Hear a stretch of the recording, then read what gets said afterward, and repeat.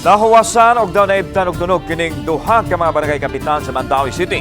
Human gidismiss ang kaso nga ilang giatubang tuig 2020. Tumikan kini sa reklamo sa distribution sa SAP Social Amelioration Program atol sa pagigo sa pandemya. Ang detalye sa report ni Nico Sereno. Baguhay lang yun na dawat sa duha ka mga barangay kapitan sa Mandaue ang desisyon sa ombudsman. Kahinumduman, napasakaan og kasong kriminal ug administratibo sila si Barangay Sentro Kapitan Ignacio Cortez II ug alang-alang Barangay Captain Patricio Soco. Ang Department of Interior and Local Government ang mikiha kanila ni atong tuig 2020 tungod kini sa reklamo sa pagpang-apod-apod sa SAP kun Social Amelioration Program atol sa pandemya. Kahinumduman may mga pagsaway nga nakadawat og ayuda ang giingong dili unta kwalipikado.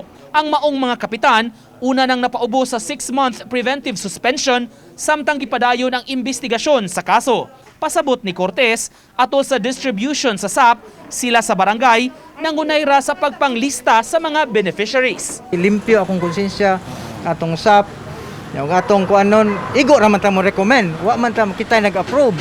So nahatagan to sila kisa tong ilang gireklamo nahatagan.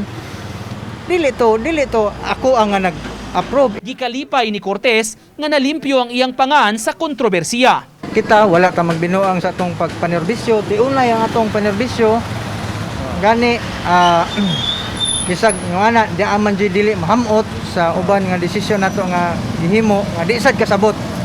So mo to atong gidawat ani kung panila parte nas panerbisyo kanang kiha. Sa iyang bahin pinaagi sa social media, gipadayag sab ni Kapitan Soco ang kalipay sa desisyon sa pag-dismiss sa iyang kaso. Paghulagway niya, walay basihanan ang pasangil sa korupsyon sa SAP implementation. Ang desisyon sa ombudsman pamatuod-matud pa nga milutaw gyud ang kamatuuran sa issue. Uban ni Godfrey Relien, Nico Sereno, Balitang Bisdak.